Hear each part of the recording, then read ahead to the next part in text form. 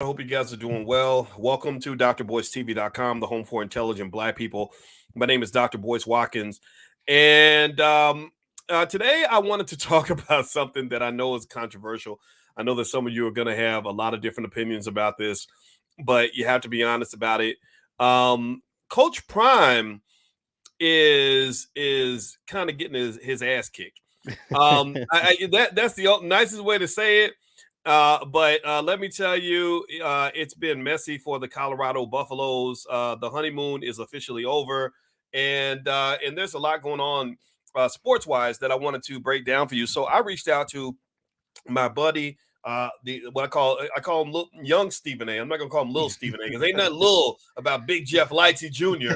And Jeff is fast becoming one of the most respected sports commentators on this planet. And so I want to say what's up to Jeff. How you doing today, man? Hey, I'm doing good, Dr. Boyce. Thank you, as always, for having me on. I'm glad you're here, man. I'm glad you're here. So, so let me just ask you this. Let's just start with this. I don't know if anybody else has been following Colorado in their journey, and I know a lot of us were interested in seeing what was going to go on with Colorado. Give me a yes in the chat if you've been paying attention. But tell me, was I being harsh when I said that Coach Prime in Colorado are basically getting their ass kicked at this point? I mean, is that an exaggeration? What would you say to that? No, that's about right. It's actually 100% accurate because not only are they like actually losing the games, but physically they're getting bullied out there in the field. Specifically, his son, Shador Sanders, the quarterback. I mean, he's just getting smacked around each and every single week because of the lack of talent that they have at the offensive line going against some of the really good teams in the country. Really? Okay.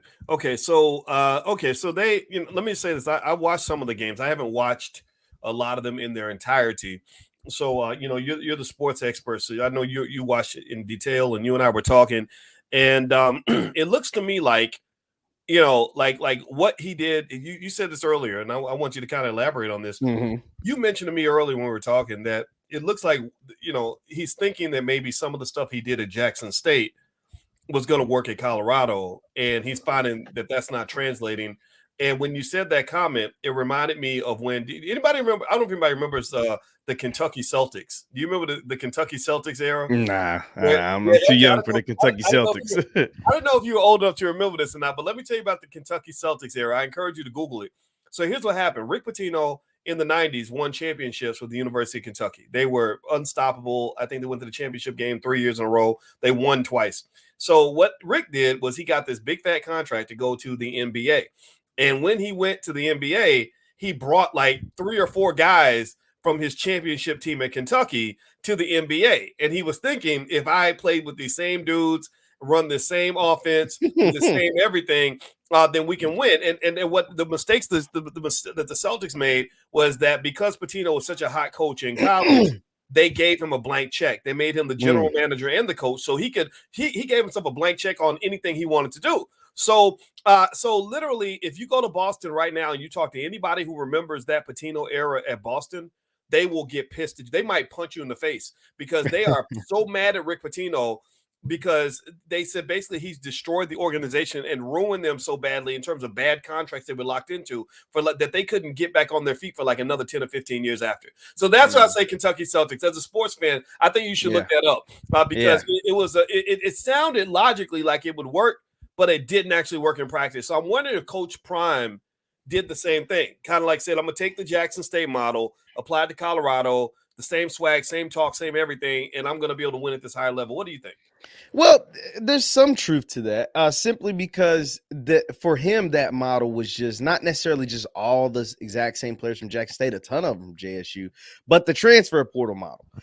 Prime essentially revamped and restructured the entire Jackson State football team via the transfer portal, but doing it with guys that played at one level and then that came down to play at another level. And so you almost had, to some people's eyes, an advantage, and it worked out a ton for him as an advantage because he didn't lose very many games. like he didn't lose pretty much at all while he was there with that model. The only difference is at this level, meaning the Colorado level, the Pac-12 level, the Power 5 level, everybody's using transfers and everybody has the same access to those transfers that you have, and they can go out and get better transfers than the guys that you brought in. Now, at the beginning, the thing is, it was kind of fool's gold at the beginning when Colorado started off like 3-0, right? They beat TCU, and that's what got everybody hyped. But even in the convention that they beat TCU 45-42, you saw that there was some major flaws even in those early wins. The win against TCU, the win against Nebraska. Nebraska wasn't a very good team. The win against Colorado State, you went in double overtime, but you won. So you started off like 3-0, and it got a lot of people hyped. And not just the fact that you started off 3-0, you started off 3-0 with like 8, 9, 10 million people watching your games. Like still to this day, out of the top 10 games played in college football this year, Colorado has 4 of them. Think about that. Colorado has 4 of the top 10 most watched games this entire year. That's more than pretty much anybody else. Like nobody else has more than 2. Colorado has 4. So that includes Ohio State, Alabama, Michigan, like these teams with massive alumni bases, with massive football fans, football craze, massive history. Colorado is right up there with more people watching their games. And so you take that, and this is still a flawed product, and you have it in a very, very tough conference. That's the issues that they're running into. Like the Pac-12, although this is like the last year of its existence, it has like really, really good teams. Oregon, Washington are really good. Oregon State's really good. Washington State has had a solid team. UCLA is ranked. USC, albeit they're not the best team, they're still ranked, like, so there's a lot of really good teams in that conference, and you have Prime's team who just in the trenches aren't there yet. And when it comes to in the trenches, I mean the offensive defensive line, specifically the offensive line. And you add that to the fact that their style of play, meaning they just want to throw the ball over the field, they don't even attempt to run the ball. It's going to make for a long year when you really don't have that good of linemen on the offensive side of the ball. And now what I was telling you about, some of the things that we found humorous, some of the things that we found entertaining, some of the things that he would say that we'd find like, man, only Coach Prime can get away with saying. He really was in his element when he was at Jackson State doing those things. And then he brought those things over to Colorado, and it still was great because they were winning. But see, now when you do some of those things and you're losing, the same thing that made people smile will make you cry, meaning you're saying that you're being the same person you were when you were winning, very open, very honest, very blunt. And now you're doing that, and people are aiming criticism towards you because some of the latest comments is making its waves around social media is the criticism of his offensive line. They said, hey, Coach Prime, what can you do as a coach? What can you guys do as a coaching staff to try to help keep Shedeur safe? And he's like, basically, ain't nothing we can do. We just got to get new guys. We just got to get new guys, which to us is like, yeah, he's right. You know what I mean? He is right. They're going to have to get new guys. It is very entertaining. It's very blunt. It's very honest. But the problem is we're 3/4 of the way through the season. You can't get new guys till after the season. Those same guys that you're basically saying won't be here next year still have to finish the season and are still responsible for keeping your son upright. Still responsible for keeping your son safe, still responsible for blocking for your son and playing for this team and the team that you coach. And that may not be the best approach when those guys have to walk into a meeting room and when those guys have to go out there and practice. And when you're asking them to continue to sacrifice and put their bodies on the line, and you're basically saying, yeah, do it for 4 or 5 more games. And then you're getting up out of here because I'm going to get the guys that I need to come help my son and come help my football team. And that's not the best approach for a coach during the season. Right. Well, by the way, everybody, I'm talking to Jeff Lightsy Jr. from Ball Sports, and we're talking about Coach Prime and what appear to be difficulties with Coach Prime. Now, mind you, I'm a big fan of Coach Prime. I actually have, Jeff, I got one jersey. I only have one signed jersey on my wall, and that's actually a Deion Sanders jersey when he played for the Cowboys, and it's autographed. I won it in an auction, and I paid some money for it, and I'm proud of it because he's one of the greatest players of all time. I admire him as a man. I wish he stayed at Jackson State because I like when black people get ownership of the things that give us wealth, but whatever, I still respect him. And I think that though that there is a conversation to be had in terms of the difference in expectations, right? I think in the beginning of the season, the goal was like, okay, they were 1-11 last year, so even 2-10 would be an improvement, right? That even winning 2 or 3 or 3-10, 4-10 would be 4-8 or whatever would be a miracle, right? And then what happened was that they beat TCU. here's what happened. Here's how I saw it. They beat TCU, who was ranked in the top 20 at the time, and everybody went crazy. Oh my God, he's turning around. He's the miracle man. And all the hype that was already there at Colorado, it just got compounded. And it was the way they beat TCU too. Like their stars looked like stars. The guys he almost looked like Nostradamus. He kept telling us Travis Hunter is one of the best players in the country. And in that TCU game, he has an interception. He catches a bunch of passes. He keeps telling us my son is one of the best players in the country. In that TCU game, he throws for 500 yards. So it's not just the fact that they won against TCU. It's the way they won, and their stars looked like stars against TCU. That set them on a different stratosphere to start the season. And it made people kind of recalibrate, honestly, too much for what this team actually was. I said before the season, if they got to 6-6, it'd be successful. When they beat TCU, people start talking about 9 and 10 wins. And it's like, no. This is still the same team that would be a success at 6-6 that people now think should be a 9-10 win team. No. It's still a 6-6 team that just happened to play like a 10-2 team that day, but there's still a 6-6 type of team. And now at 4-4, they're on pace to be 6-6. See, here's the thing. I'm gonna tell you why. As you were speaking, I looked up TCU, and I think that win was fool's gold. I think that was because teams get misranked sometimes at the beginning of the year because they don't really know how good they actually are. They just speculate. TCU at that time was ranked number 17 in the country. Yes. Now I think that they're 4-4. I think they're like 2-4 in their conference or something crazy like that. So they're not a good team. They're not a good team, right? So they beat a mediocre team that we thought was a good team, which made us think that Colorado could be a great team. And then they had that great game with Colorado State that went down to the wire, triple overtime and all that, which made Colorado State look like, like they could have won the Super Bowl. But Colorado State, they suck. No, they're not very good. Nebraska sucks. Last time I checked, very right? bad. So when they finally go up against, so here's what's happening. The whole time, they become like an inflated stock. That's what they do. They become this overpriced stock and it's not really totally their fault. But now remember though, they do feed into it, right? There's a whole time swag and be legendary and Shador showing his watch after the games and all that. Right? And that's nice. That's gonna build up hype. But just remember that haters love hype. Haters are attracted to hype the way flies are attracted to shit. Like, so basically they get to Oregon and the guys at Oregon are sitting here like these are real football players now, right? Like these guys are they're grinding without the shine, right? They're grinding in the dark. But these guys, maybe you're the sports guy, but I'm a football fan and Oregon is legit, right? So Oregon's like, okay, well, let's why don't we get on national TV and see how good you really are?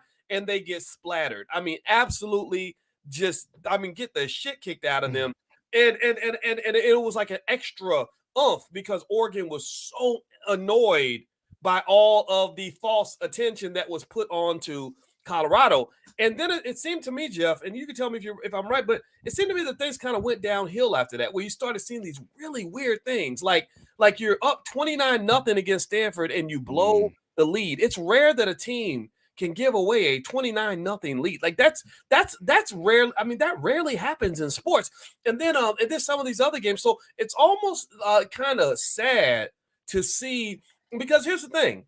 If you go back to the original expectation that you were simply going to be better than the 1-11 you were last year, then they're shining. They're doing great. 4-4. That's a beautiful record with the old expectation. Number two, Coach Prime has still made this school at least $300 to $400 million, which far exceeds the $5 million they're paying him. This is $250 million in black wealth that they took from y'all, by the way, because I think this money should be at an HBCU. But whatever, we'll talk about that later. But at the same time, it's almost like they're kind of in this state where now that people are seeing that this really isn't a great team, that all this hype was not, really warranted. It almost also changes how people view the behavior. Like you can't speak the same way as the coach when you are the guy that looks like your son's about to win the Heisman, you about to win the national championship, versus the coach who's 4-4. How do you think that's kind of changed for Coach Prime of the team, and what are you seeing there? Well, so there's a couple of things there. One, I think Deion and his team, like he's been on very good teams as far as at the professional level. He's watched very good teams at the collegiate level. He covered the NFL for 15 years. So he knows what a good football team looks like. He knows what a special and elite football team looks like, whether it's dependent on the level or whatever. So I think in all reality, he understood, him and his staff understood, we don't have that great of a football team, but that's not the brand that I'm selling. Like, that's not who I am. I can't go out and say that because I'm Deion Sanders. I'm primetime. I ain't never backed down from a challenge. I ain't never said that somebody else was better than me or whatever, even if they might actually be. So I have to build it up. And I've got cameras around me and I shoot documentaries all the time. And I got every endorsement deal in the world when it comes to football coaches. Like, let me ask you this, Doc. Have you seen any other football coaches on commercials like you see Deion Sanders? Like, he's got the one commercial with Nick Saban, but outside of that, he's got Oikos and KFC. Him and his whole family does the KFC thing, and then so he's got a brand. What do you mean? You mean black people selling chicken? Black people dancing for chicken? That's new. I've never seen that before. MC Hammer 30 years ago, MC Hammer had a KFC commercial. He was dancing for chicken too. I guess that. But I'm playing. I'm being silly. I was being a hater right there. But no, I'm happy for him, right? And I'm sure Colorado's feeding him a little bit of extra money for the growth in ticket sales and all that. He gets a percentage of that. However, it's not the real winner. The real winner in all this really is white folks. Like, they're gonna make probably 100 times more than Deion and the black community will make. And I think that one of the reasons that I encourage people to be conscious of that is that, this is one of the things that has historically happened, that whenever black people have something that is profitable, this is why you don't have no money in your community really relative to white folks, is that whenever you get something in your community that's actually working, that's very profitable, they come along and they buy it. And then when they buy it, half the black people say, you should sell yourself to the highest bidder. Because we're used to that. We're used to being sold. We're used to being somebody else's asset instead of thinking about how we can be assets to ourselves. And so I think, despite the fact that Coach Prime's having a tough season, I want to actually get back to what you said earlier about insulting his linemen. Despite that, Coach Prime and his family are going to be fine. I don't think there'll be a point where they're going to have some horrible downfall. I think Shedeur, you mentioned Shedeur is a great player. He could easily be drafted in the first round, maybe even be the number one pick. I was surprised when you said that, but I don't doubt it because he's a great player, just like his daddy. You know what I mean? That those genetics run strong. But I think I want to circle back to what you said earlier about how sometimes humility is. It's okay to have some humility. I know that we all like the swag and all that, and I like the swag too that Primetime has.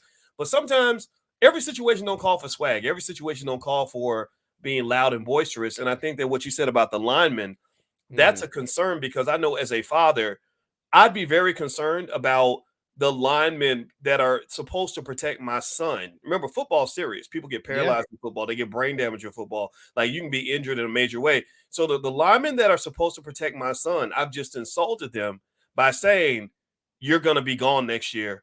Absolutely. And so that's like, if like, I'll tell you, for example, I got security when I was at the All Black National Convention. I had a security guard. I'm always nice to my security. I never look down at him. I never talk shit to him. I never, because that person can decide, if you're gonna get hurt or not. Like, they can easily let somebody, get slipped through the cracks. And I think that with Coach Prime in his speaking, I think maybe it seems to me like he's learning that you can't talk the same way in a Power 5 conference that you might have been able to talk at an HBCU. What do you think? Well, till that, it's not that you can't, you're just going to be critiqued differently, right? You say those things at Jackson State, there's going to be a sector of people that give you some criticism, and there's going to be a sector. That's not to say you can just skate by free, but there's going to be a sector, but they have a small voice compared to your megaphone.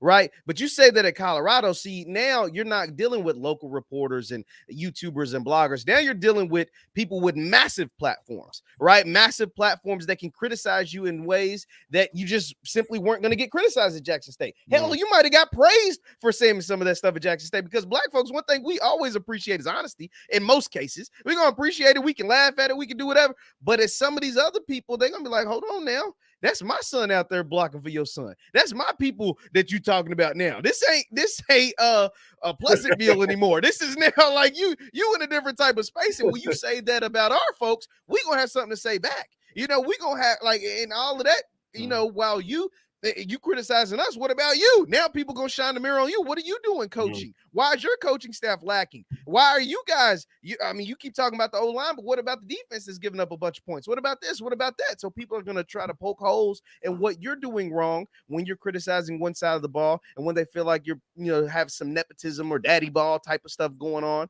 because your sons do play on the team. And whether they're right or wrong for that, I don't know. Like it's depending on that is depending on what lens you want to look at it through, because there are things that takes place on that team and you kind of like, that probably wouldn't fly at Alabama. That probably wouldn't fly at Ohio State. That probably wouldn't go down like that at some of the premier programs across the country. And if you want to be one of these, and for most people, what is taking place at Colorado, albeit it has been successful. I mean, they've won 4 games as opposed to 1 last year. Has been, relatively successful.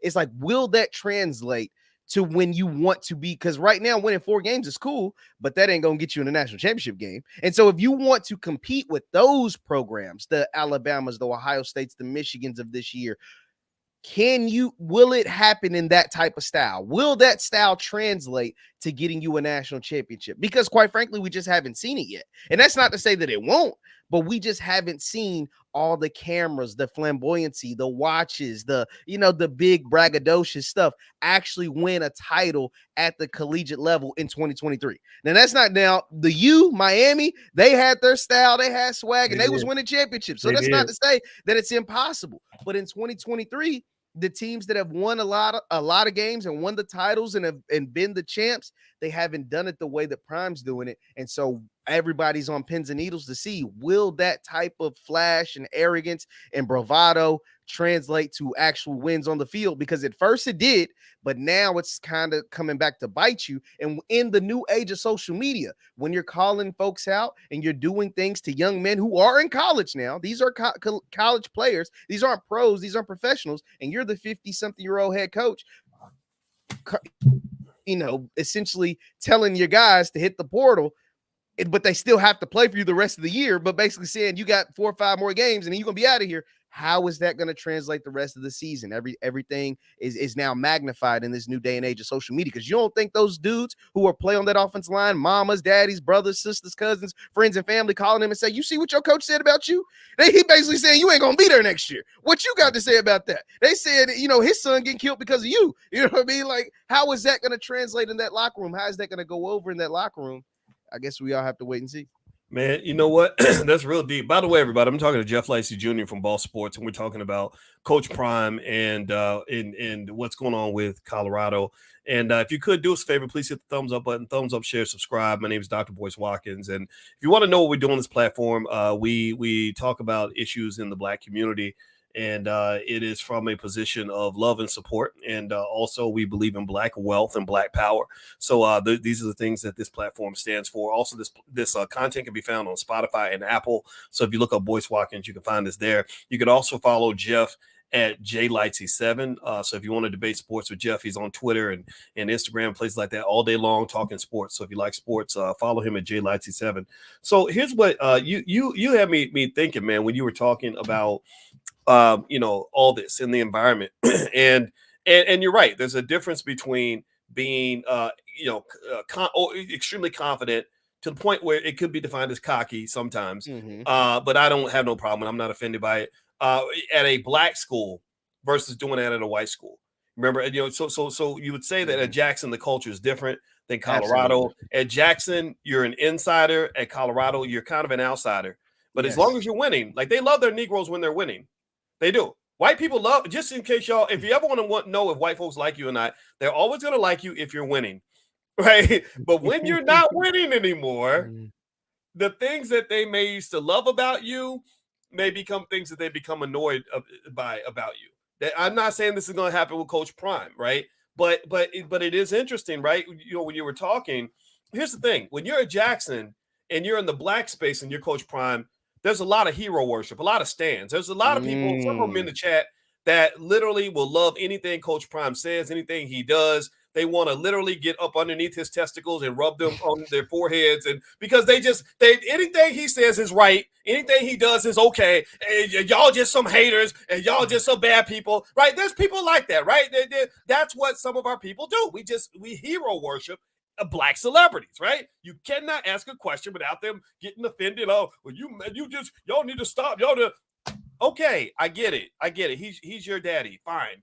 But white folks don't really do that. They're like they look at him, I think, and they're like, wow, we really are okay with all the swag and everything else as long as you're winning, right? But I bet you that if he had the same swag and he's not winning, there are going to be some people that are going to be like, well, who's this Negro think he is?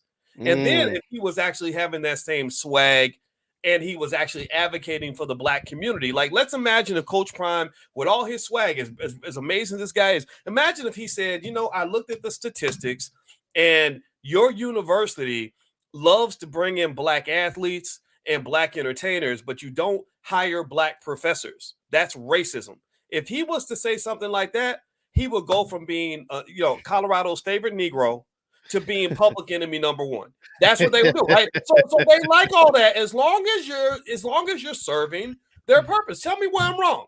Tell me, does anybody else understand what I'm talking about? Right? Like Muhammad Ali was not loved by folks, but they hated that man. They hated, and you know what? They didn't hate Ali just because he knew he was the greatest and he knew he was pretty. They hated him because he advocated for black people in an unapologetic way. That's what they hated about Ali. That's why they wanted this man dead or in jail. So with Primetime, I think that the whole song and dance, they've always loved it. They've always loved what honestly historically fits. It can be. You got to be careful with some of that song and dance and shining and all that. That comes off a little like a minstrel show, right? Not to say that it is, because I think Prime's deeper than that. I like the guy, I really do. But it really fits the old school minstrel show. White folks have always loved a minstrel show. They've always loved to sing and dance and rap and Negro, right? Whatever. But what I'm wondering is when Coach Prime isn't winning, how are they going to feel? And then also, if he ever says something that is not popular for them, I think they're going to challenge him in just a different way.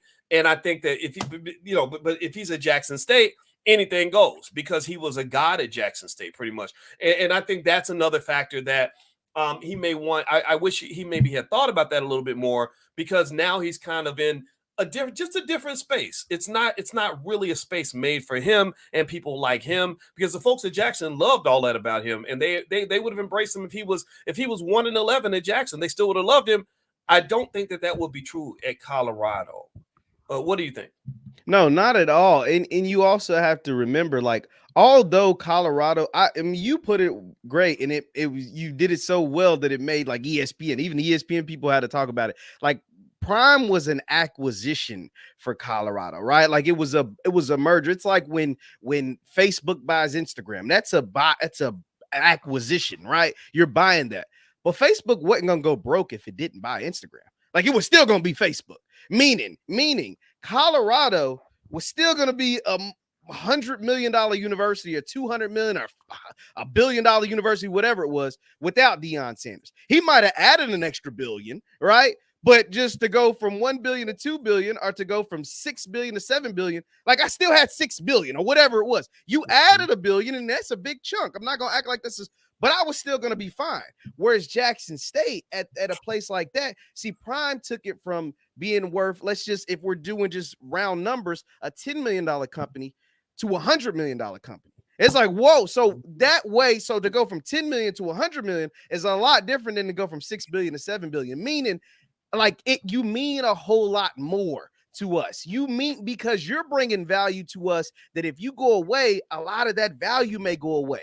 At Colorado, if he goes away, the value to their football team will go away.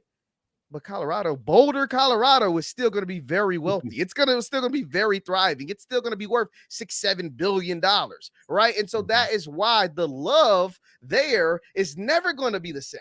It could never be the same. Even if they wanted it to be, they can't be at a place that's 96% white, at a place that was already worth billions of dollars before you ever walked in the door, at a place that had won national championships even in their football team before you ever showed up. So like, there's no way. Their heroes are already made. You're coming, you're like a fly-by-night guy, and a lot of them probably think you're not going to be there very long anyway, so they're enjoying the moment. But as soon as you decide to either don't be successful on the field or decide to dip out for a better job or opportunity, they're going to throw shade and hate you too. So it's not like this is a forever thing, right? Like, this is something that's going to last for a short amount of time, no matter what.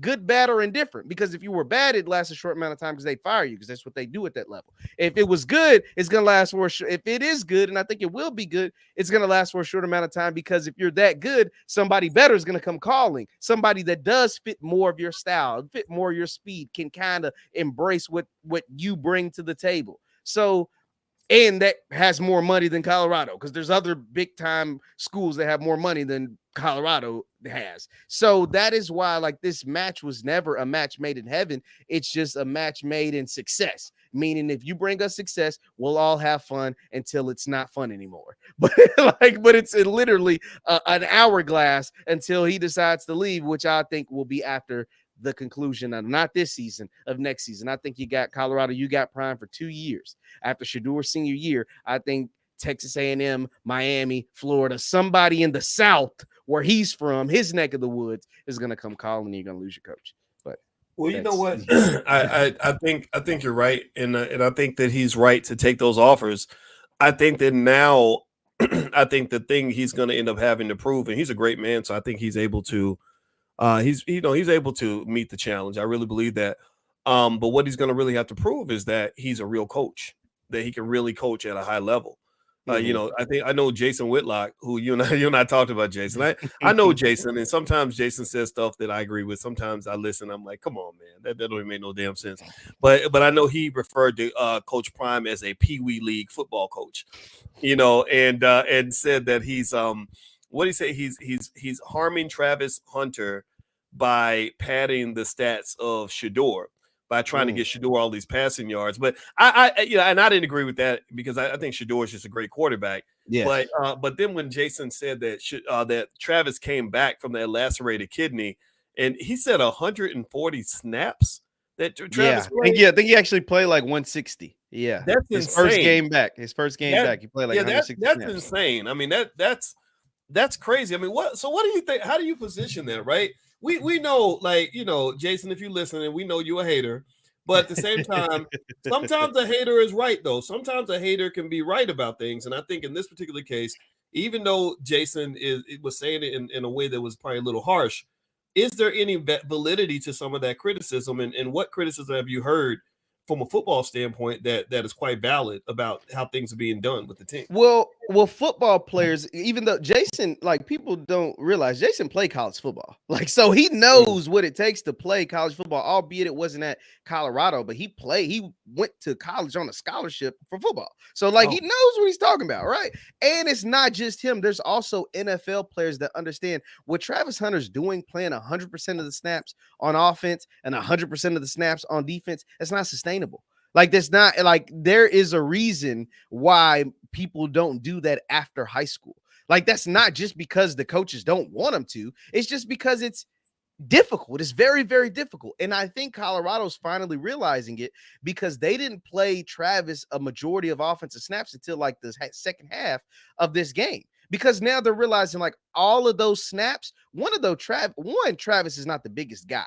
And so playing all of those snaps, meaning, like, football's a contact sport, meaning even if you're not getting hit on all of those plays, you're getting hit on some of those plays, whether you're delivering the hits on defense or getting hit when you catch the ball on offense or getting hit when you're trying to block somebody on offense. That type of stuff wears on your body. That's why they call it the wear and tear.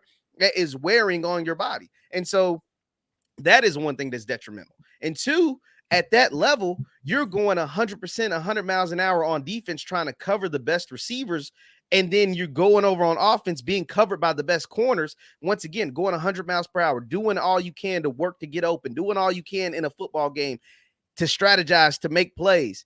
that is going to wear on you as well throughout the duration of the game. And what people don't always take into consideration, he's doing that at altitude. Boulder, Colorado is one of the highest elevated places in the country, meaning your lungs like that is wearing on your body.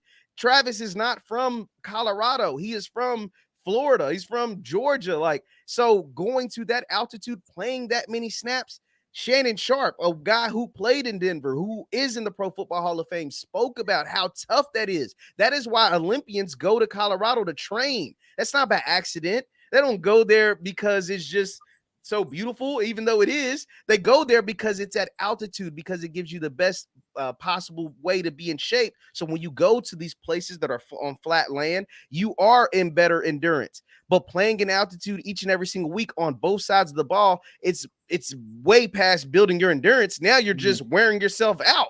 Now you're just wearing yourself out. So that is also something that you have to take into consideration. That just makes it entirely too difficult.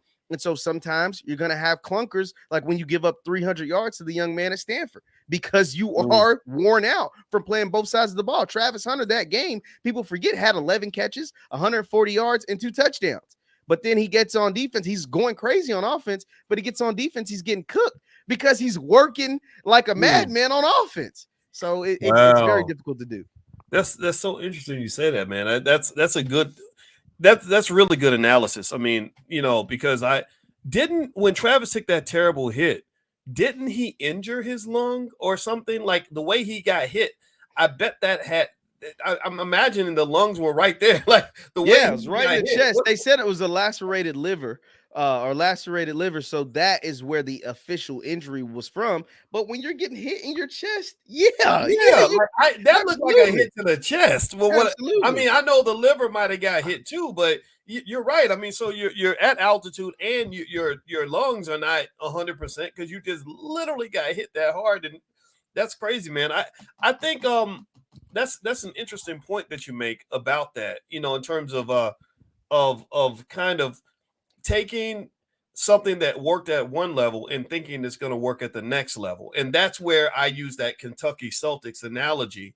And I really, as a sports guy, man, I think you're going to enjoy reading and watching a few videos about how Rick Pitino totally fucked up the Boston Celtics by bringing all of his college players that he won championships with. And he didn't just bring the same players, he brought the same system.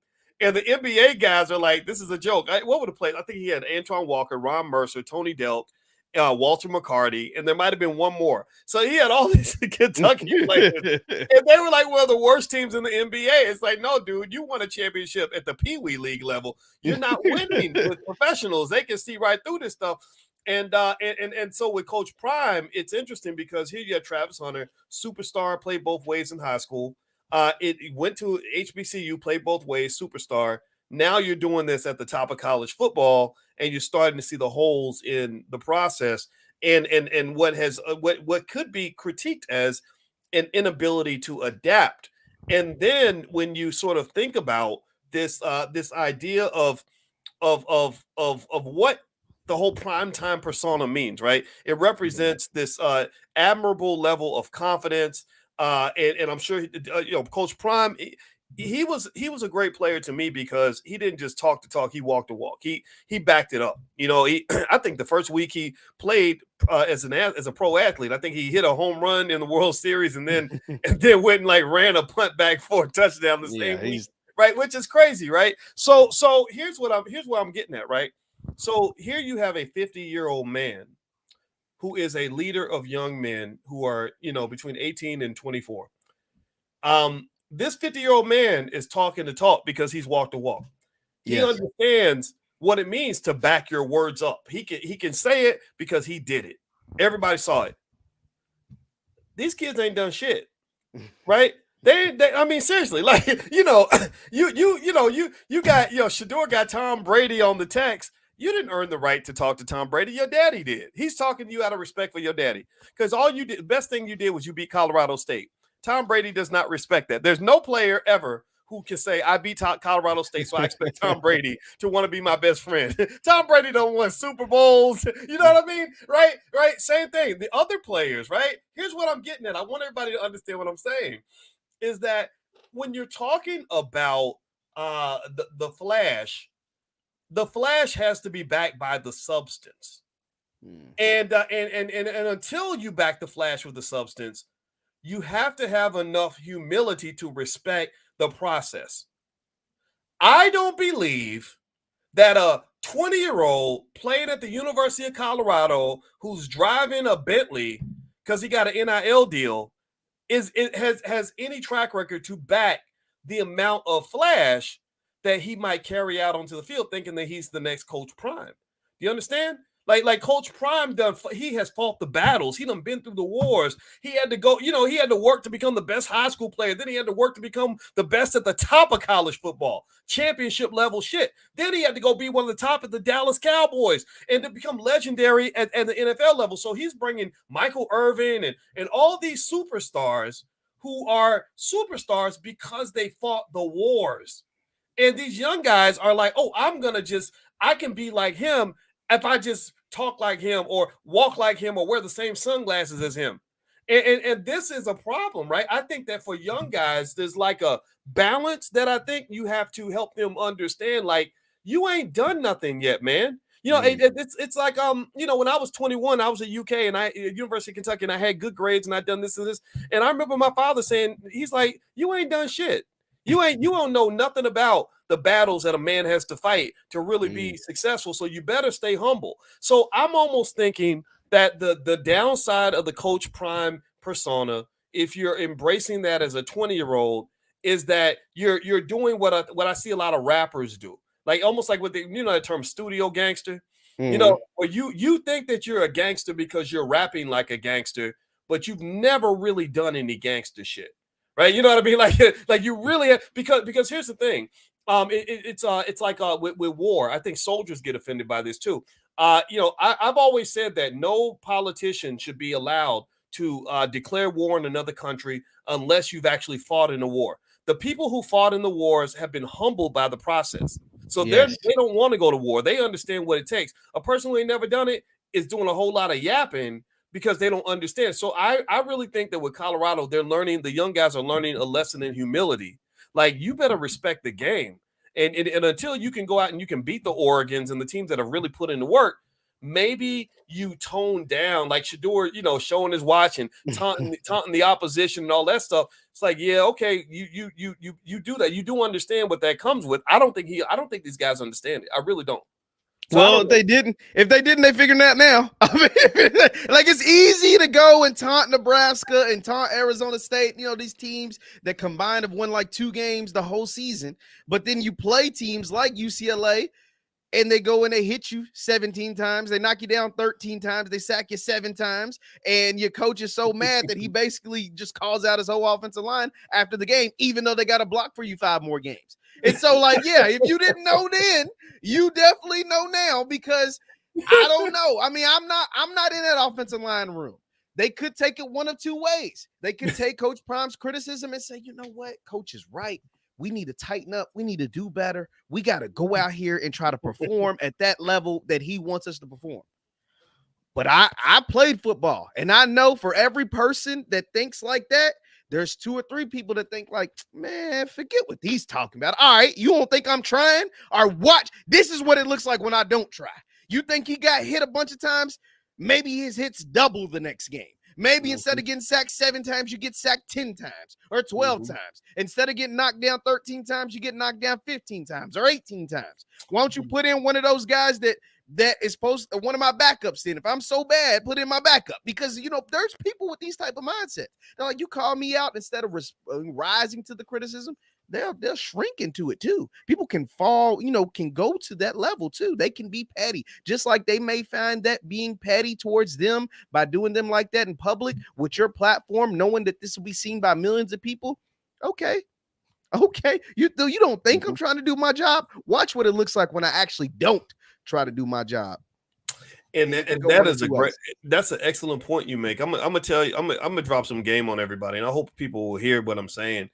Is that the reason you got to be careful about being flashy is that sometimes when you are overly flashy and focus on yourself, it can become very disrespectful to the people around you.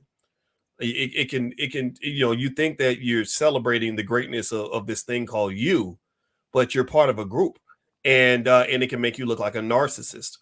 And people don't like narcissists, and I think that with Coach Prime, and I'm not saying he's doing this or not, you can make that decision, but I think when you're saying, look at me, look at me, look at me, look at how great I am, you're doing kind of what the rappers do. That's why people like that. They like the rap culture. And rappers, I'm gonna tell you the number one thing that got on my nerves when I was on the phone with Kanye West is that I said, this Negro is really convinced that he's the most important person on the planet.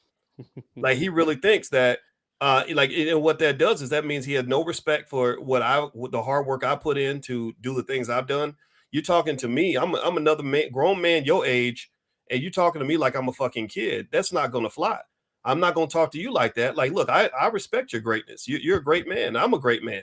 We can be great together. And there's an approach to say, look, I'm great. You're great. We're all great. Let's be great as a team versus saying I'm great because I'm better than you. I'm the man because you're not the man. Well, some men fold to that. Weak men will say, yeah, you're right. You the man, dog. You the man. You got it, bro. You got it. But a lot of men, real men, are going to be like, okay, well let's just wait till you get caught slipping. Wait till you turn your back. And then next thing you know, you don't have any true allies around you because you have been feeding yourself. You've been feasting yourself. You and your son are feasting on the attention, and you letting everybody else starve. Drug dealers get killed over that. They smart drug dealers even know that when you're eating good, you better make sure everybody around you's eating good. If you're getting the respect, you better make sure everybody around you's getting respect, because if they see you eating good and they're starving, then you're going to become their next meal. And I think that with Coach Prime dealing with this shitty offensive line, we know how bad they are. They don't need to be told how bad they are. They know how bad they are. And if they're dedicated to their craft, they're probably stressing out about this already. There's a more diplomatic approach to addressing this. Like, in fact, they say when you run a company, you should never criticize your employees in front of other people. You should give criticism. You give praise in public. You give criticism in private. Because if you give criticism in public and it's too harsh, then you're going to demoralize your whole organization. So what Coach Prime should have done, in my opinion, is said, you know what? I love these guys. I'm behind the offensive line. I believe they can do better. We're going to work on it in practice. That's a private matter. And then you get into a private room and you chew their asses out. Come on, guys. You can do better than this. This is not who we are. Whatever, right? And maybe in the back of your mind, you're thinking, okay, at the end of the season, I'm going to replace all your motherfuckers going to be gone, right? That's fine. But you don't have to announce that, and you don't announce it in public, because remember, even the worst player on Colorado's football team had to bust his ass in order to get there. He had to sacrifice a lot to get there. He had to be great just to get there. You know how great you got to be just to be a college athlete? Jeff, did you play college football? Were you no, sir, and no shot. And had no shot. Right, so think about this, man. My whole life, I've been winning championships. I've been all city. I've been, I got all the girls, and now you talking to me like I'm a scrub? Oh, no. Not acceptable. So I just think that and that's why I'll just say, like, there has to be a speed break that we put up when you're talking about how far you go with this overconfidence and greater than thou and, like, superstarism, superhero persona, because you can end up insulting people around you and not even know it. And that's one of the things I don't like about hip hop culture. Is I just think that it's okay to be humble and respectful of others. And I don't know if that comment was entirely respectful. I'm gonna let you get the last word, man. What are your final thoughts on this? I've kept you for way too long. Go ahead. No, Doc, you're absolutely right, and especially just to kind of piggyback on that point you just made. It's especially harsh when you're making that and you're calling these people out and you're doing all that. When you brought those folks there to Colorado, you got to remember, Prime replaced 90% of his roster. You can't replace 90% of a roster with just receivers and running backs and quarterbacks. Like, that includes linemen as well. So the guys that are on this offensive line, you said were good enough to come play for you at Colorado. And that wasn't the case for everybody. So to come out and just be like, yo, the guys are suck. Well, that is a reflection of the coaching staff, because the coaching staff, which includes you, are the ones who brought those offensive linemen there to Colorado. So they were good enough to play for you before the season. Now we're getting into the season. Now it's all their fault. Well, it's got to be some, it's hand in hand. It's got to go some on the coaching staff as well. So that is another thing that bothered people. And rightfully so, because it wasn't like the kids picked themselves. No, you picked the kids and said they were good enough to block for my team, block for my quarterback, block for my son. And like I said, when you're doing that at that stage, when you're doing that at that level, and here's the thing, any coach can call out their team, call out a specific group or whatever, and it's never great, but it'll get a little bit of traction. Everything that comes out of Deion Sanders' mouth at a press conference is magnified times 100,000. Not magnified times 10, not magnified times 20 or 1,000, 100,000 easily. Like his press conferences, they literally post his press conferences on Fox Sports social media, ESPN. They don't do that for Nick Saban. They don't do that for Ryan Day at Ohio State. They don't do that for Jim Harbaugh. They don't do that for nobody else in the country. His full segments, only people that post coaches' full segment press conferences after games are like the local TV stations in Tuscaloosa, Alabama, or in Ann Arbor, Michigan, or in Columbus, Ohio.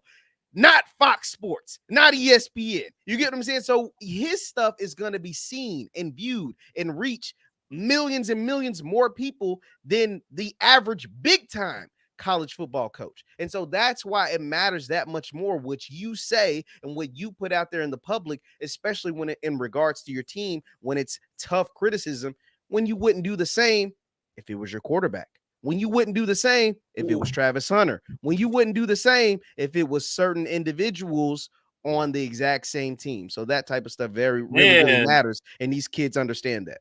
Man, you made a good point right there. I don't know. I'll be curious to know what everybody else thinks. I mean, do you think that Coach Prime would have been vocal in public with his criticism if it had been Shedeur or if it had been Travis Hunter?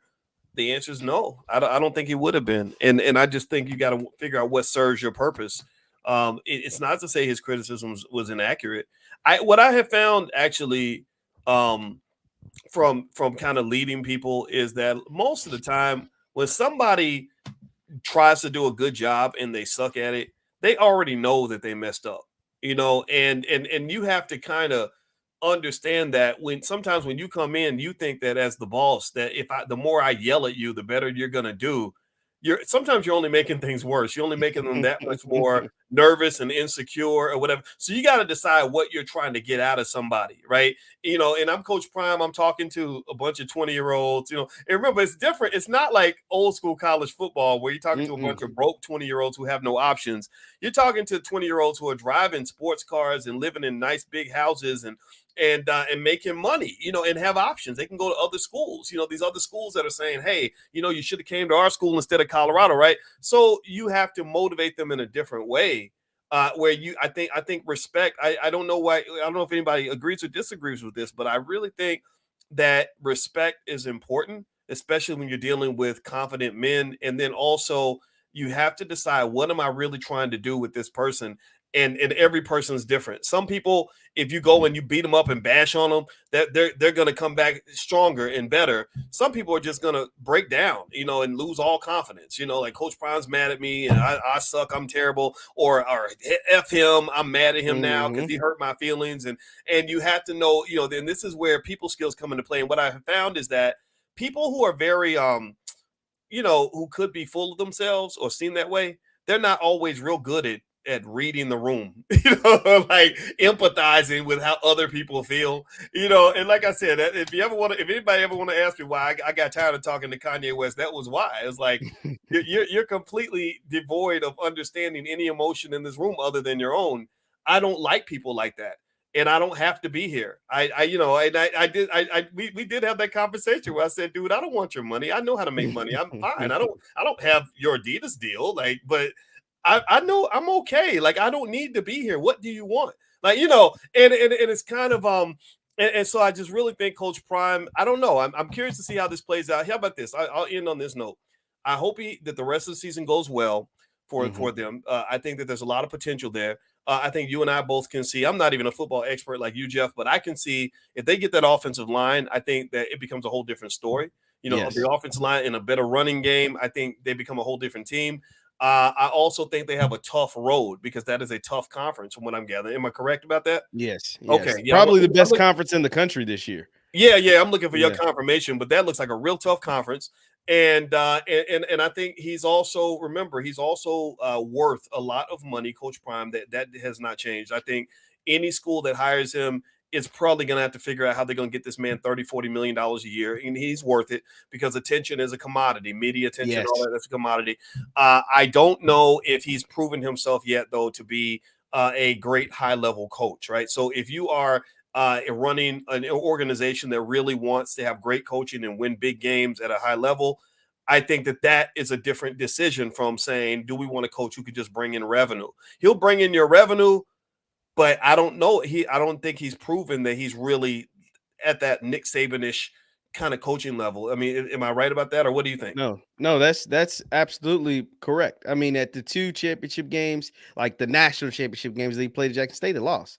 So you could say whatever you want about them, but at the end of the day, they lost. So you haven't been able to prove that you were that level of a coach. Like you said, when everything else, you are that level. You're probably exceeded that level when it comes to making your university money, bringing the attention, bringing the eyeballs, bringing the celebrities. But when it comes to just, X's and O's, can you win the big game? He hasn't been able to prove that just yet. Well, you know what? Well, let's see how it goes. And I see Keenan says he's not getting 20 million a year, boys. I think actually he's getting 5 million a year from Colorado plus some extra bonuses and perks. I think I don't know what the structure of that, but also I imagine endorsement wise, he's probably making another 5 or 10 million at least. I'm sure Easily. And then his next deal. I think his next deal. I don't know if I'm looking at this as a finance guy. Mathematically speaking, I would be shocked. Put it this way: if I'm running a big university that's got the ability to raise a lot of money, I'm sitting here thinking I'm ecstatic if I can get him for less than 25 million a year. Just based on what he's going to bring. Because when people can do math and they're looking, the Colorado's made 300 million or at least a quarter billion. I think they made a quarter billion as of last week.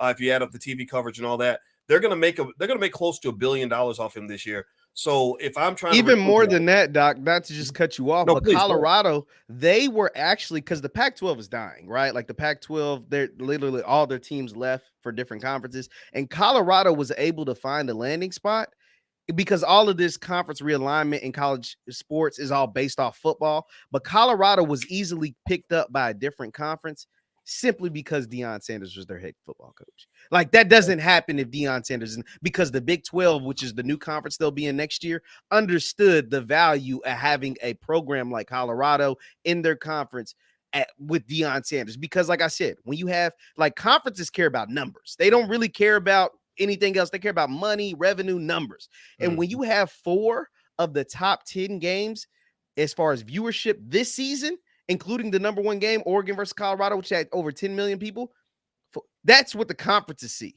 Because those 10 million eyeballs will now be coming to their conference. Those 10 million eyeballs will now be a part of the Big 10. And those 4 of the top 10 games will now be associated with their conference as opposed to somebody else. Because the numbers aren't going to go down next year for Colorado. They're probably going to increase because they're going to have a better team and they're going to a weaker conference. And so therefore they'll win more games. And so therefore, because they're winning, more people will tune in.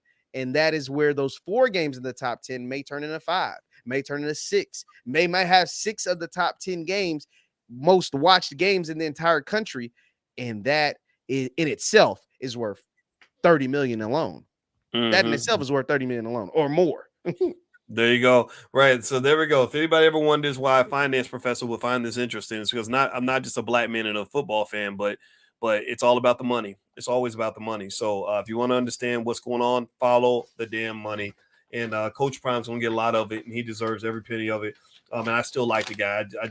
But this season, it's been fun to watch. All right, so thank you all for watching. By the way, you can follow Jeff at JLightsy7. JLightsy7. Follow Jeff. He knows sports. If you like sports, you like to debate about sports issues, he will fight you on Twitter. So, so hop and follow him on Twitter at jlightsy7. And also, my website is boycewatkins.com. There's lots of free stuff there. If your goal is to understand economics at a high level, you guys know my background. You know what I do. And my new book is called The 10 Commandments of Black Economic Power. It's an Amazon bestseller, and it's also available now on Audible.